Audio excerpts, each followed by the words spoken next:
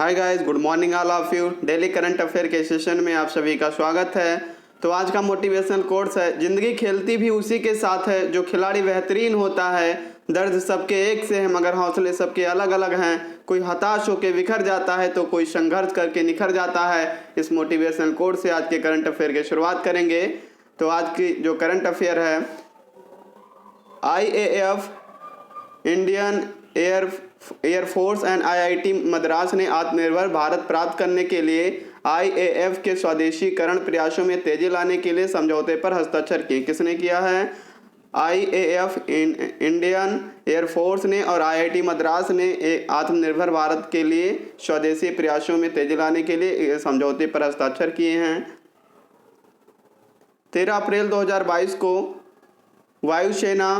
भारतीय वायुसेना और भारतीय प्रौद्योगिकी संस्थान मद्रास ने एक समझौते ज्ञापन पर हस्ताक्षर किए हैं, जिसका उद्देश्य विभिन्न विकास परियोजनाओं के लिए आईएएफ के स्वदेशीकरण प्रयासों को आत्मनिर्भर भारत प्राप्त करने के लिए समर्थन करता है। नेक्स्ट करंट अफेयर पे चलेंगे।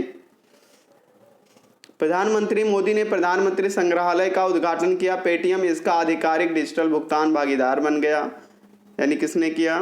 प्रधानमंत्री मोदी ने प्रधानमंत्री संग्रहालय का उद्घाटन किया। 14 अप्रैल 2022 को प्रधानमंत्री नरेंद्र मोदी ने स्वतंत्रता के बाद से सभी 14 भारतीय प्रधानमंत्रियों के प्रयासों का सम्मान करने के लिए विचारधारा या कार्यालय में अवधि की परवाह किए बिना नई दिल्ली में प्रधानमंत्री संग्रहालय का उद्घाटन किया। नेक्स्ट करंट अफेयर पे चलेंगे। सीबीआईसी के अध्यक्ष विवेक जौहरी ने नेशनल टाइम रिलीज स्टडी 2022 जारी की। किसने जारी की? विवेक जौहरी ने। जो चेयरमैन है central board of indirect taxes and custom CBIC के चेयरमैन कौन है? विवेक जौहरी ने। उन्होंने क्या जारी किया? उन्होंने नेशनल टाइम रिलीज स्टडी 2022 जारी किया। केंद्रीय अप्रत्यक्ष कर और सीमा शुल्क बोर्ड के अध्यक्ष विवेक जौहरी ने नेशनल टाइम रिलीज स्टडी 2022 जारी किया, जो अंतर्राष्ट्रीय व्यापार की कार्गो निवासी प्रक्रिया का आकलन करने के लिए एक प्रदर्शन माप का उदाहरण है। नेक्स्ट करंट अफेयर पे चलेंगे। केंद्रीय मंत्री एस जयशंकर और राजनाथ सिंह चौथे भारत यूएस 2+2 मंत्री स्तरीय संवाद 2022 में भारत भाग लेने के लिए अमेरिका गए। कहाँ गए? अमेरिका गए। 11 से 15 अप्रैल 2022 को केंद्रीय मंत्री राजनाथ सिंह रक्षा मंत्रालय और 11-12 अप्रैल 2022 को केंद्रीय मंत्री सुब्रमण्यम जयशंकर विदेश मंत्रालय ने 11 अप्रैल को अमेरिका के वाशिंगटन डीसी में चौथे भारत अमेरिका 2+2 मंत्री स्तरीय संवाद 2022 में भाग लेने के लिए संयुक्त अमेरिका का दौरा किया है।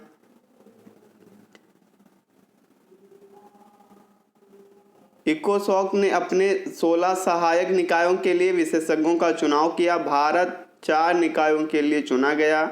इकोनॉमिक एंड सोशल काउंसिल,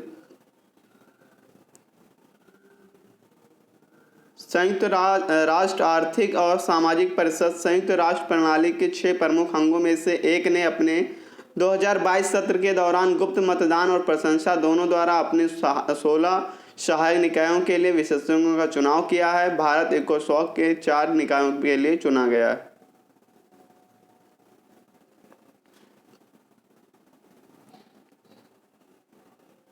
संयुक्त राष्ट्र आर्थिक और सामाजिक परिषद के बारे मतलब इसमें क्या है, 54 देश हैं, इसमें 54 कंट्री इसमें शामिल हैं। इसके वर्तमान में जो अध्यक्ष हैं, अध्यक्ष कौन है? कोलन विक्सन केलापिले जो हैं इसके अध्यक्ष हैं। इसको स्थापित कब किया गया था? 1945 को इसकी स्थापना की गई थी।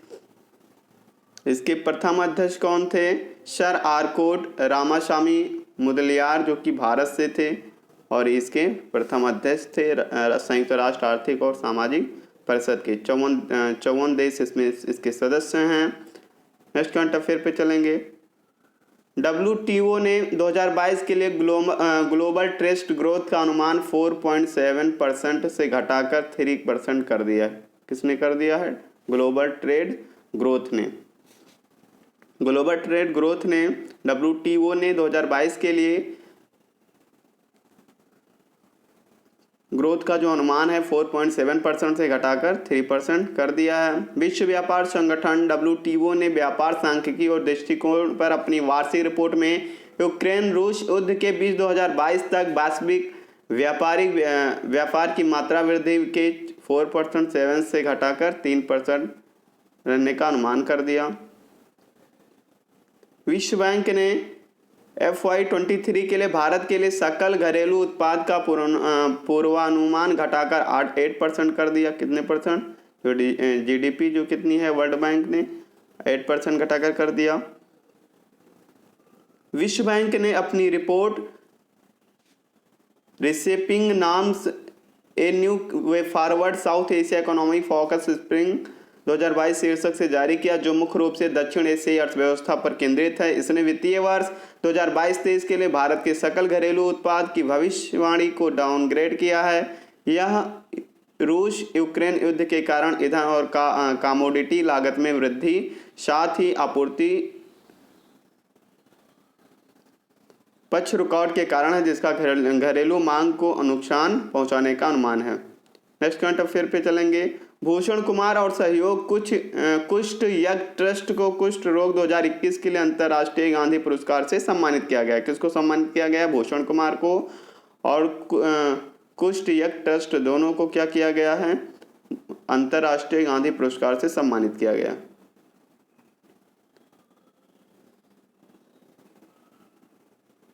नेक्स्ट करंट अफेयर पे चलेंगे। इजराइल ने अपनी नई लेजर मिसाइल रक्षा प्रणाली आयरन बीम का सफलतापूर्वक परीक्षण किया है। किसने किया? इजराइल ने अपनी नई लेजर मिसाइल रक्षा प्रणाली का आयरन बीम का जो है, इनकी जो आयरन बीम है नई मिसाइल है, इसका सफलतापूर्वक परीक्षण किया है। किसने किया है? इजराइल ने किया। इजराइल ने दुनिया की पहली ऊर्जा आधारित हथियार प्रणाली आयरन बीम, क्या नाम है? आयरन बीम नामक अपनी तरह की पहली लेजर मिसाइल रक्षा प्रणाली का सफलतापूर्वक परीक्षण किया है। आयरन बीम को राफेल एडवांस डिफेंस सिस्टम द्वारा विकसित किया गया है। यह एक निर्देशित ऊर्जा हथियार प्रणाली का उपयोग करता है और एक हवाई रक्षा प्रदान करने के लिए एक लंबा सफर तय कर सकता है। परीक्षण नेगेव रेगिस्तान इजराइल में हुआ। कहाँ पे हुआ? किस स्थान पे? नेगेव रेगिस्तान में हुआ और ये कहाँ पड़ता है? इजराइल में। इजराइल के जो प्रधानमंत्री हैं नफ्ताली बेनेट हैं। इसकी मुद्रा जो है इजरायली शेकेल है। न्यूजीलैंड के तेज गेंदबाज हाशिम बेनेट ने क्रिकेट के सभी प्रारूपों से संन्यास लेने की घोषणा की। कहाँ के? न्यूजीलैंड के जो तेज गेंदबाज हैं हामिश बेनेट ने क्रिकेट के सभी प्रारूपों से संन्यास लेने की, रिटायरमेंट की घोषणा की। 2022 Thailand open international boxing tournament में भारत ने 10 पदक जीते। कितने पदक जीते इंडिया ने? थाईलैंड में ओपन बॉक्सिंग में 10 पदक जीते भारत ने।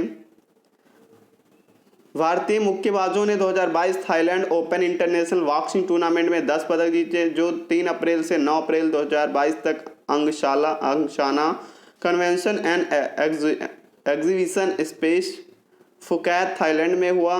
भारतीय मुक्केबाजों ने 3 स्वर्ण 4 रजत और 3 कांस्य पदक जीते।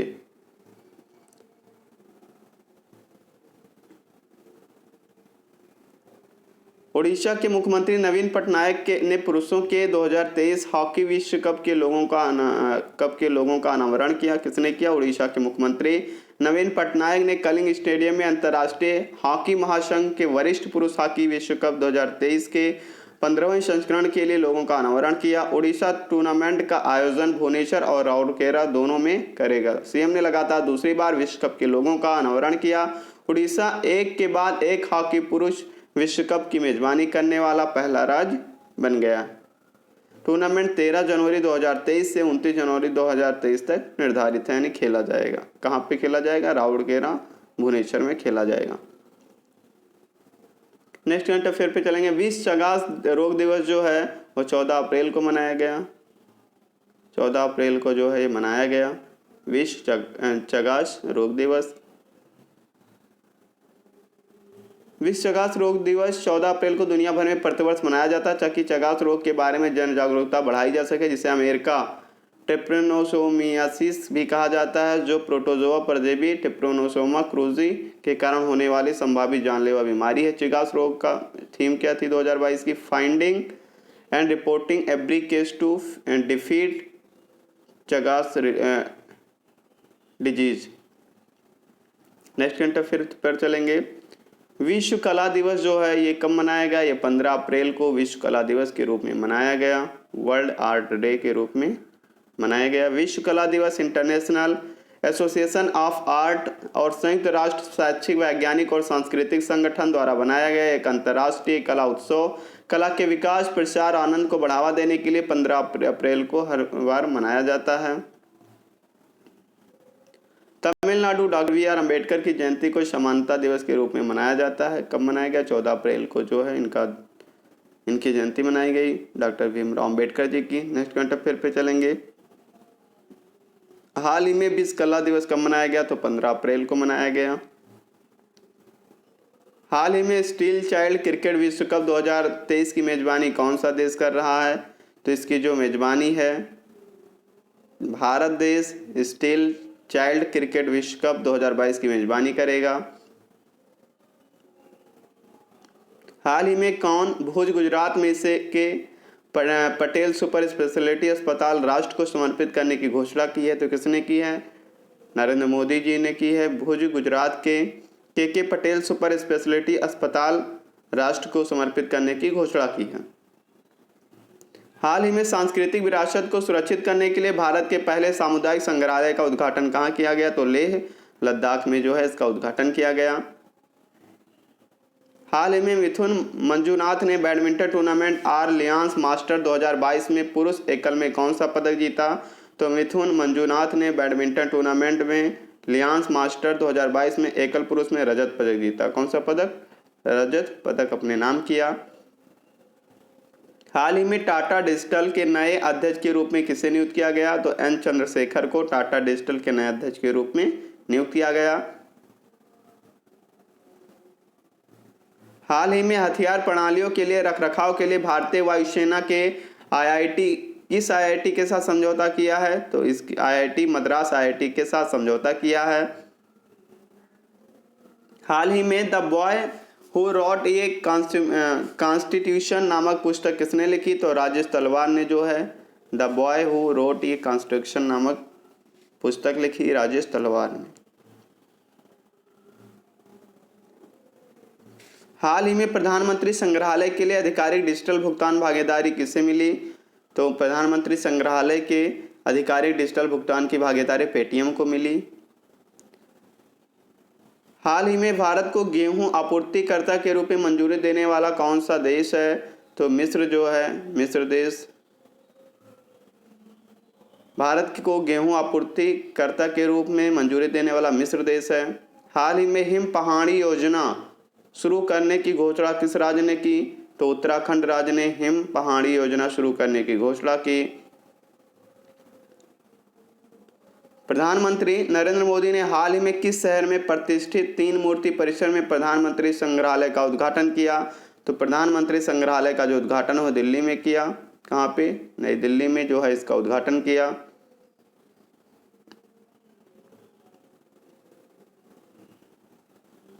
नेक्स्ट करंट अफेयर पे चलेंगे। निम्न में से किस राज्य सरकार ने पूर्व सैनिकों और युवाओं के लिए हिम प्रहरी योजना शुरुआत की? तो हिम प्रहरी योजना जो उत्तराखंड सरकार ने शुरुआत की। किसने? उत्तराखंड सरकार ने जो है इसकी शुरुआत की। उत्तराखंड सरकार ने हाल ही में पूर्व सैनिकों युवाओं के लिए हिम प्रहरी योजना शुरू की है। इस योजना के अंतर्गत राज्य की सीमा से लगे क्षेत्रों में पूर्व सैनिकों को बचाने की प्राथमिकता दी जाएगी। इस योजना का उद्देश्य उत्तराखंड से लोगों को प्रवास करने से रोकना है। बैडमिंटन टूर्नामेंट आलियांस मास्टर 2022 में पुरुष एकल में भारतीय शटलर मिथुन मंजुनाथ ने कौन सा पदक जीता? तो इसमें से रजत पदक जीता। कौन सा पदक? सिल्वर मेडल अपने नाम किया। वायुसेना, भारतीय वायुसेना और किसने हाल ही में प्रौद्योगिकी विकास और विभिन्न हथियार प्रणालियों के रखरखाव के लिए समझौते पर हस्ताक्षर किए? तो आईआईटी मद्रास ने और भारतीय वायुसेना ने इस एमओयू पर हस्ताक्षर किए। नेक्स्ट करंट अफेयर पे चलेंगे। इनमें से कौन सा देश स्ट्रीट चाइल्ड क्रिकेट विश्व कप 2023 की मेजबानी करेगा? तो ये जो है भारत करेगा, इसकी मेजबानी करेगा। स्टील चाइल्ड यूनाइटेड और सेव द चिल्ड्रन इंडिया द्वारा आयोजित स्ट्रीट चाइल्ड यूनाइटेड और सेव द चिल्ड्रन इंडिया द्वारा भारत इसकी मेजबानी करेगा। स्ट्रीट चाइल्ड क्रिकेट विश्व कप 2023 में 16 देशों की 22 टीमें इसमें भाग लेंगी। निम्न में से कितने वर्षीय आर प्रज्ञानंदन ने प्रतिष्ठित रेजाफिक ओपन शतरंज टूर्नामेंट जीता? तो कितने वर्ष के? 16 वर्ष के भी हैं और उन्होंने रेजाविक ओपन शतरंज टूर्नामेंट जो है अपने नाम किया है, जीता है। पंजाब कैडर के सेवानिवृत्त IPS अधिकारी इकबाल सिंह लालपुरा को हाल में किस आयोग का अध्यक्ष नियुक्त किया गया है? तो इकबाल सिंह लालपुरा को राष्ट्रीय अल्पसंख्यक आयोग का अध्यक्ष हाल ही में नियुक्त किया गया है। केंद्र सरकार ने हाल ही में पंजाब कैडर के सेवानिवृत्त IPS अधिकारी इकबाल सिंह लालपुरा को राष्ट्रीय अल्पसंख्यक आयोग का अध्यक्ष नियुक्त किया है। उन्हें पहली बार पिछले साल सितंबर में अध्यक्ष के रूप में नियुक्त किया गया था। भारतीय अंतर्देशीय जलमार्ग प्राधिकरण हाल ही में किस राज्य में जलमार्ग कॉन्क्लेव 2022 का आयोजन किया गया? तो जलमार्ग कॉन्क्लेव का आयोजन हाल ही में असम में किया गया। कहाँ पे? असम में जो है इसका आयोजन किया गया। असम के डिब्रूगढ़ में हाल ही में भारतीय अंतर्देशीय जलमार्ग प्राधिकरण ने जलमार्ग कॉन्क्लेव 2022 का आयोजन किया, जिसका उद्देश्य देश के उत्तर पूर्वी क्षेत्र में अंतर्राष्ट्रीय और घरेलू जलमार्ग परिस्थितियों तंत्र की क्षमता का दोहन करने पर ध्यान केंद्रित करेगी। अप्रैल 2022 में किस राज्य के मुख्यमंत्री द्वारा डॉक्टर VR अम्बेडकर पुरस्कार प्रदान किया गया? तो ये जो भीमराव अम्बेडकर पुरस्कार जो है कर्नाटक सरकार के द्वारा प्रदान किया गया। हाल ही में किसे संघ लोक सेवा आयोग का अध्यक्ष नियुक्त किया गया है? डॉक्टर मनोज सोनी को जो है इसका अध्यक्ष नियुक्त किया गया UPSC का। रमेश बाबू प्रज्ञानंदन ने रेगजाविक ओपन शतरंज 2022 में कौन सा रैंक हासिल की? तो उसने पहली रैंक हासिल की। 16 वर्ष की आयु में ही रेजाविक ओपन शतरंज 2022 का खिताब अपने नाम किया। इलेक्ट्रिक व्हीकल नीति में ई साइकिलों को शामिल करने वाला पहला राज्य कौन सा बना है? तो पहला राज्य जो है दिल्ली जो है पहला राज्य बना है। हाल ही में किसने टाटा डिजिटल के अध्यक्ष के रूप में पदभार ग्रहण किया? तो N चंद्रशेखर ने जो है इसका पदभार ग्रहण किया है। एप्पल iPhone 13 का निर्माण किस राज्य में शुरू किया गया है? तो ये तमिलनाडु में जो है इसका निर्माण शुरू किया गया है। iPhone 13 का निर्माण तमिलनाडु में शुरू किया गया है। हाल ही में पंजाब नेशनल बैंक ने अपना कौन सा स्थापना दिवस मनाया? तो 128वां स्थापना दिवस जो है पंजाब नेशनल बैंक ने मनाया, PNB ने मनाया।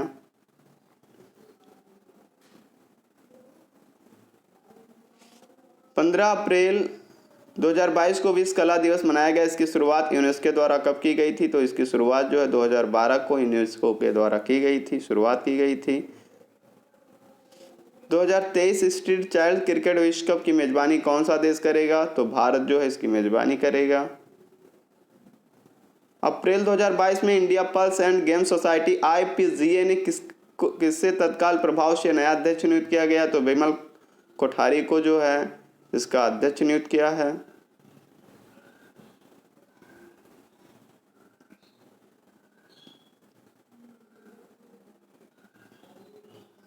भारत के यूनिफाइड पेमेंट्स इंटरफेस UPI ने हाल ही में वॉल्यूम के मामले में कितने करोड़ का आंकड़ा पार किया है? तो अभी हाल ही में 500 करोड़ का आंकड़ा पार किया है।